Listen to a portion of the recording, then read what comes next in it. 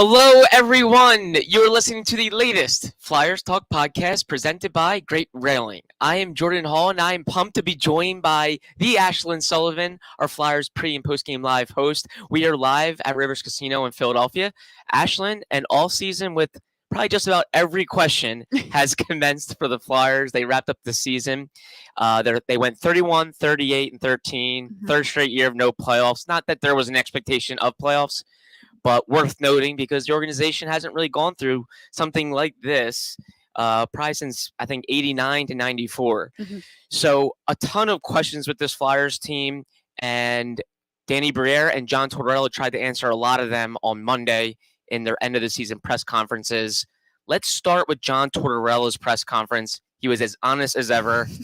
What was maybe your biggest takeaway from the head coach addressing things? Oh, it's got to be the accountability. And I think if you ask anybody, it's that accountability couple of sentences that said everything, that made everything crystal clear of why there is arguments, why there is miscommunication, why there's been some issues with the locker room and Torts this season, is he feels like they can't take the type of criticism that he is giving them. And not the entire team, but when he keeps talking about these subtractions, it's those players he's talking about that seems like aren't really responding to his style of coaching, which now, after we talked with him in the interview and through press conferences, we know is in front of everybody. And I get how that's a unique and at times can be difficult thing to sit through, but it makes you think you have to be an accountable player to play for him. And I think it makes sense why subtractions are needed, because if you can't be that type of player, this is never going to work. And Torts is staying. He's not the one going. So they might as well just get the type of player he wants to move this thing forward, or else you're just wasting everyone's time. It's such a good point about Tortorella. Like, he's not going to change. No. I think he said he has tried it different ways, maybe throughout his career, and he said it doesn't work. So he's going to do it his way. And he was brought in for that. The Flyers brought him in to change the culture. They knew how he was. Exactly. They knew exactly what they were getting. I think with players, you probably say to yourself, oh, I can take hard coaching, but then you don't really know exactly what it's like until you go through it. And maybe some players were surprised that he really treats them like men. Like, if he's hard on them, and he's not going to go up and pamper you or tell you exactly why. Like, he's going to put it on you to maybe go see him or seek out what's going on, what's wrong, why am I sitting, why is this happening? So I definitely think there was going to be growing pains with player-coach relationship, and I think that's going to be still one of the biggest things everyone will be watching is how do the players react to Torts?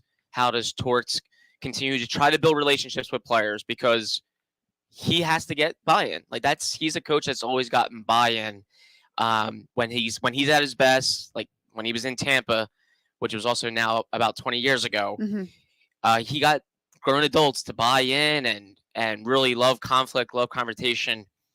And I think that will be his biggest challenge here. But gosh, I think, Ashlyn, I stepped away from that media availability and I said the overarching theme here was accountability. Yeah. It seemed like he didn't really feel it was all the way there this year. No, it seemed like it was the most glaring issue with the players. And Torts has always been like this. Scott, a bunch of times on our pregame show, would talk about how you really don't talk to Torts one-on-one much throughout the season. And we heard a couple of guys say that, like Scott Lawton, Travis Konechny. When you envision a sports team, at least to me, I think of them having lunch together and just like spending all this time together. That's not how it works. They actually aren't spending that much time together one-on-one unless the player is seeking that. And Scott Hartnell all the time would talk about if there was an issue with Torts, and Torts would do the same exact thing where he would talk about the criticism of the team in front of everybody. There were multiple times where Scott had to like schedule a meeting with him and go sit with him. And it was so on the player to improve the relationship because Torts was fine with where it stood. He wasn't, losing sleep over this. And it's up to the player if they feel like there's an issue to seek him out. And it sounds like he has not changed in that matter. Has Scott said to you that at the time, maybe he didn't realize or appreciate Tortorella's style, but it seems like as he's gotten older, as he's become a father and, moved on with his life, that he's realized that that was the right way of doing things. It seems like Tortorella really grew on him post-career. Big time. And I think Scott has such a great input on the show, especially because he so can put himself in the shoes of these guys. He knows exactly what they're going through. He understands how hard it is. I mean, when he talks about Torts, he has such a respect for him now, but it was not sunshines and rainbows playing for Torts in his career. He talks about it. It was really hard. So he gives great insight. And in a situation like Tony D'Angelo's or in a situation like Scott Lawton's, Scott has said on the show, like, I get what these guys are going through, and it's so much having to swallow your ego, which is really hard for a player to do in front of everybody. Yeah, exactly. I mean, Tortorella said in the clean out day that he teaches in classroom setting, and he feels like that's the best way to get through to players, not just the player he's maybe pointing out, but everyone, because everyone's listening. And yeah, maybe that's tough for some players to go through. I mean, maybe they're very used to probably one-on-ones and direct attention. This is not exactly direct. It's, in a huge room with teammates. But he has a way of doing things. Flyers need to get used to it. Yeah. And I really think that will continue to be one of the biggest storylines is how does John Tortorella's kind of old school way of doing things, how does it mesh today with young players? And the Flyers are only going to get younger. I think young players have really seemed to receive it well. Great. Because maybe they haven't really dealt with a whole lot different in their careers yet. Whereas some veterans, maybe there's some butting heads because one, Tortorella expects more out of those guys. Yeah. And two, they've probably dealt with various different coaches and their styles. Right. I feel like the older guys have something to compare it to. Yeah. And they can say, well, this worked and this isn't working. Where the young guys, there's almost this sense of, well, I know, I want to be here for multiple years. I know he's going to be here, so I need to get on his good side. I think Morgan Frost is a great example of that. He talked about in his press conference how Torts never really said, hey, you're doing a good job, but he just kept giving him more opportunities. And he took that as, okay, I'm doing something right because he's giving me more ice time. So I'm not going to ask questions. I know I'm improving. I think Morgan Frost, to me, has handled the Torts roller coaster one of the best ways in the locker room, being coachable, leaving his ego at the door, being accountable. This is a guy I think we saw a lot from the second half of the year. Yeah, it really spoke volumes how he got better. And it seemed like, even if you don't even want to call it a relationship with Torts, the way he handled the head coach was really impressive. Ashlyn, another thing that kind of stuck out to me was one, John Tortorella had some good things to say. He thought they played hard all year. Effort wasn't a problem, which I think is a huge thing, especially in a year where you're knocked out of the playoff race. There's not a lot to play for. Right. It's year one with the head coach. Effort wasn't a problem. Another thing he said was he expects more kids to push, maybe take a spot or two from a veteran, and he wants to see it on defense. It really felt like the emphasis here is they're not ready to go out and make big additions externally. They're going to look at their kids. Tortorella wants to play kids. I don't see that being a bad thing. It's time for the Flyers really to see what they have in-house and build it that way. I think that's the proper way to do it, is build it with your prospects, drafting, developing, and then when you're eventually there, you can maybe go out and make a splash. What did you think of that? That made a lot of sense to me. I wrote it down where he said, I think there's going to be a time where the bigger name is out there. Now is not that time. To me, that made it seem like, give us a year, give us 2 years where we can get these kids developed and see where we actually are. And then if it makes sense to go get a left wing and get that splash signing, if you were to get that splash signing now, I don't know how much impact it would even make, because you still have so many questions on the roster and you don't even know who's making this team come training camp. So to go get and spend all this money on the big name guys, it doesn't seem like the Flyers are in that position. It would almost be a waste. Yeah. Flyers Talk is brought to you by Great Railing. Stop into Great Railing for the highest quality and lowest prices on all your railing, decking, and fencing needs. Yeah, it definitely seems like Tortorella has stuck with his script of build it from the ground up, do it with your kids, get the foundation right, and then when there's a time to go out there and maybe fish for, the bigger player, the Flyers might do that. Shifting gears now to Danny Briere, Ashlyn. Interim GM still. We don't know when they're going to hire a president of hockey ops. We don't even know exactly if Briere is going to get the full-time GM job, although I think we can all assume it's really his job, and maybe they'll take away that interim label when the president of hockey ops comes in. But he's got a ton of decisions ahead for him. One thing that stuck out to me was he said he couldn't give a timeline for this. Yeah. Thought that was actually a smart way. I don't think there's any reason for him to back himself into a corner and predict when they're going to contend again. Right. Because fans are going to hold on to that. They're going to believe it strongly. And if it falls short, then he misled fans. What was your biggest takeaway from Danny Briere?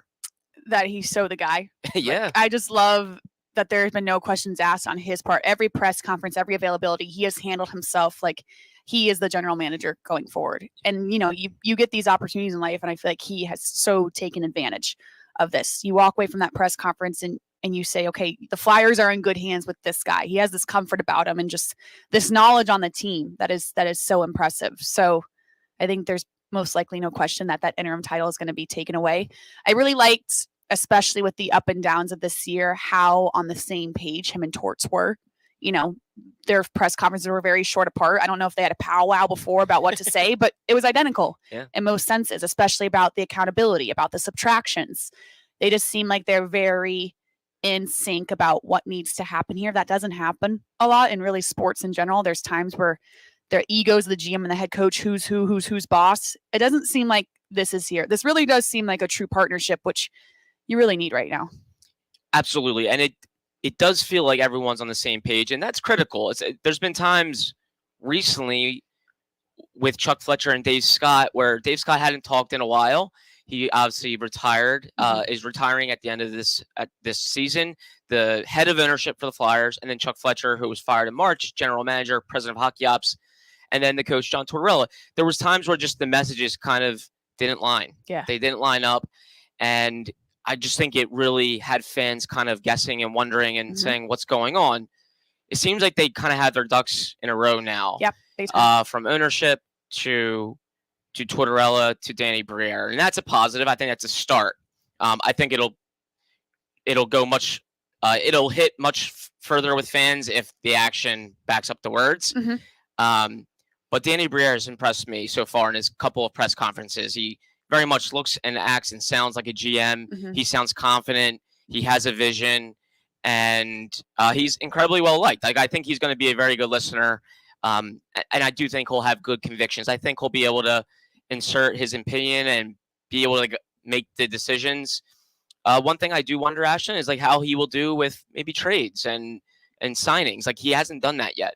He hasn't really talked to other GMs and made a trade yet in his career. This is new waters for him. So that will be something I think will be very interesting. Like, when we first see him make a deal, whether it's a trade or a new extension for a player, how he handles himself, what they get in return, what the deal is for maybe that player that they sign. Because we haven't seen him do that yet. But so far, I think he is impressed. I think fans are, for the most part, getting on board with his vision. And what I think it really stands out is he's kind of done this in this city. Like, he's been a player here. He knows what pressures, is in this city. I think that's all very positive. Yeah, things. And every player you talk to, too, supports him so much. Carter Hart stood out in his player availability on Friday, that the guys are backing him, which is really cool when you have someone who they respect in the building. And normally at times a GM and a player, there can be an awkwardness to it. It doesn't seem like that's there because they knew him so well even before he had this title. And I thought he was good. I didn't expect a ton when we asked him about Kevin Hayes and Tony DeAngelo and Ivan Provorov. Some big decisions there with guys that are making a lot of money and may not fit the Flyers timeline right now. I thought he, didn't totally dance around it, but he didn't say anything that would, really bother, I think, the player a ton. I thought he was very praiseworthy of the players, was honest about them, but didn't fully commit to one way or the other. I thought that was good. Why do that when you're going to potentially be trying to maybe listen on these guys and trade these guys? So I thought he handled that well. Did any of the three guys that he talked about, did anything stand out or grab you about what he had to say about Hayes, DeAngelo, and Provorov? I would say he was the most clear about Hayes. Yeah. And I think Hayes was the most clear about himself and the player availability. If I had to guess one guy that wasn't going to be here, it's him, especially after listening to Friday and Monday. It seems like almost Kevin Hayes has accepted the fact that he's not going to be here. And really, you talk about the accountability when he says that I picked up the message months ago. I think his play impacted that. I mean, you look at his stats in the last 5 games of the season, he's got 1 goal. I don't think it was, poor Kevin Hayes, because he really didn't play his way out of that. He didn't prove to the Flyers, you have to have me here. Is he a good player? Absolutely. But was he outstanding and really proved everyone wrong and showed them why they should keep him here?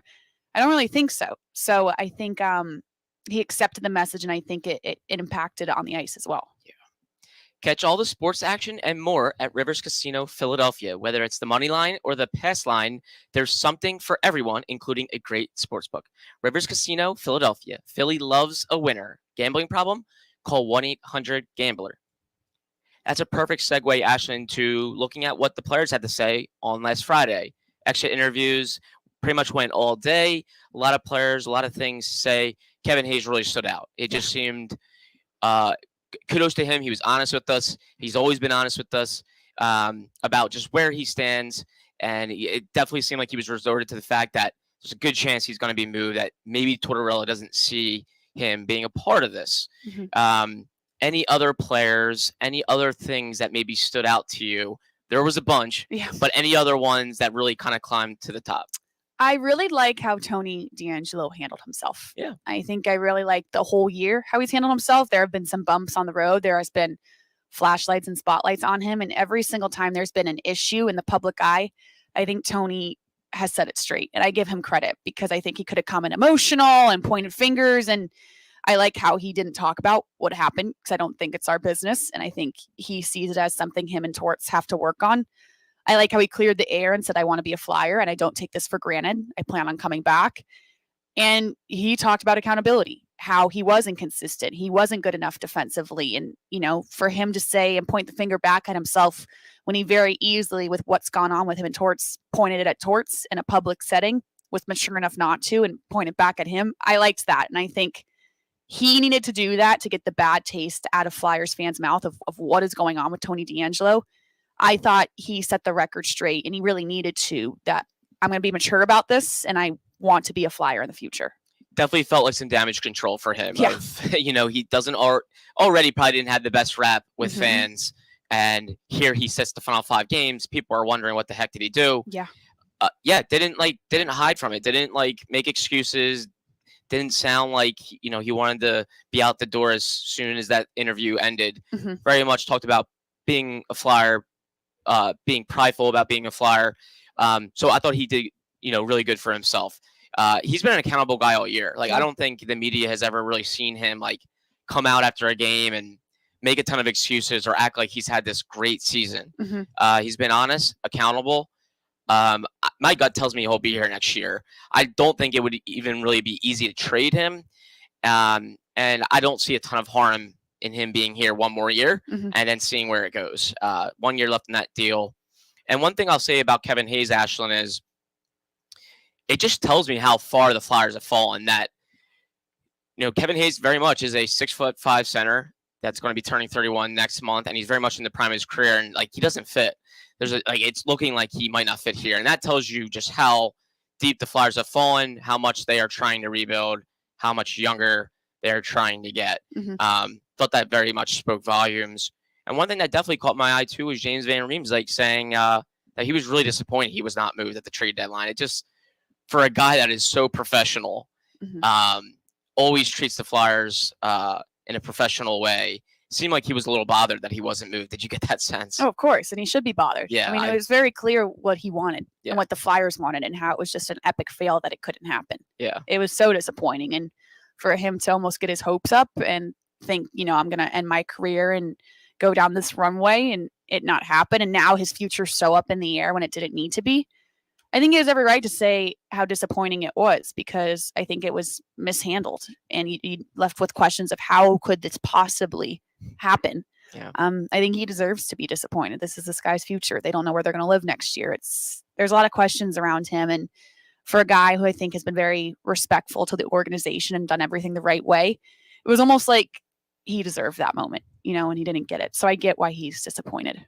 Yeah. And the failure to move him kind of signaled the end for Chuck Fletcher. That was just the reality. He was fired a week after the trade deadline. And a lot of people, I think, have wondered why was Fletcher running the trade deadline. I don't think the Flyers had made a decision yet on him. Right. I think the outcry was like, we have to do something. At that point, exactly. It became, we have to make some action here and move on. And yeah, it's a shame that his career, Van Riemsdyk's in Philadelphia, kind of had to end with that. He had probably seen so many other teammates of his get the chance to go elsewhere, get the respect of, hey, this team's not winning. You have an expiring deal. We're going to send you somewhere. We're going to get something for you in return, but we'll give you a chance to go win elsewhere. He saw it with Claude Giroux and a number of other guys over the past 3 seasons, and he didn't get his opportunity. And he was honest that it bothered him, and he said it was one of the most disappointing things I think he had gone through while being a Flyer.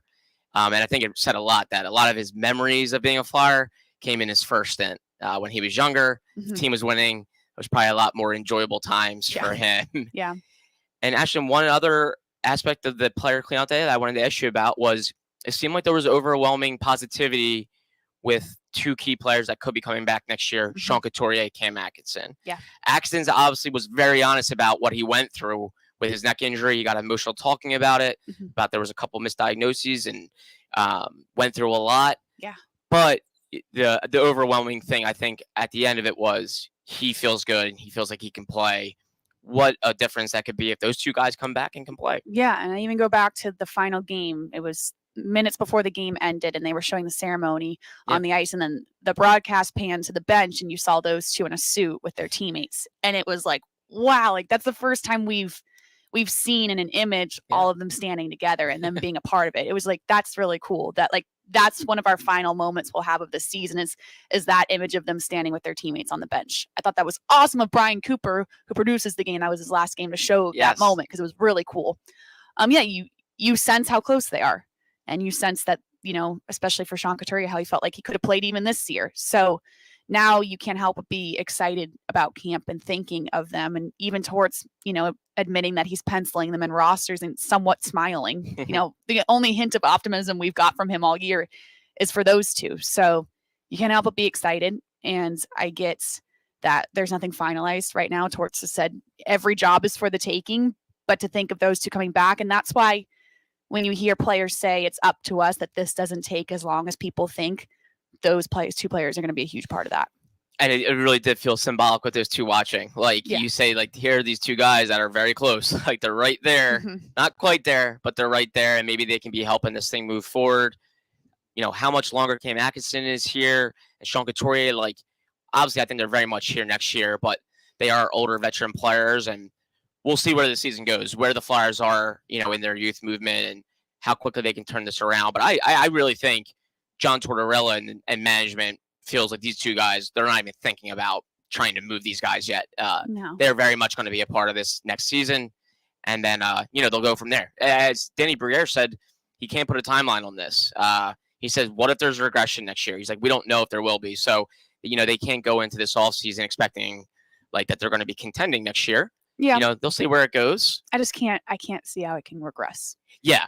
I have a hard time thinking of that. Even if you move Kevin Hayes, if you move JVR, if Ivan Provorov isn't here, it seems like Travis Konechny's here. And then if you plug in the Tyson Forsters, the Cam Atkinsons, the Sean Couturiers, I don't see how this can regress unless they totally lose the mindset of playing hard, which I don't think Torts is going to allow. Yeah. It seems like they're on the right track. It seems like young guys are going to progress. I don't see how this can go the wrong direction, but who knows? I get why they have to say that, because it's been times where it has regressed and their jobs are on the line. So I understand why they have to pump the brakes, but as a fan, I think fans should be optimistic and excited about next year. Yeah, that definitely seems like the message from the organization is that they feel like they're getting this on the right track again, and doing it the right way, not trying to, you know, put Band-Aids on things. I feel like Chuck Fletcher honestly was trying to start to do that. I feel like they got to a point going into this year that they didn't want to put Band-Aids. They wanted to play younger players, build it the right way. So I do think it started. Maybe the message wasn't super clear from Fletcher. I think he would probably admit that maybe he could have come around to the whole topic of rebuild and being a little it. Just admitted it. Everyone goes through it. It's okay. Right. Exactly. But maybe he deep down knew he was not brought in to rebuild. Yeah. He was brought in to push it forward, and they got to a point where they had to. Yeah. But feel like it started, and it feels like it could be taking a step next year.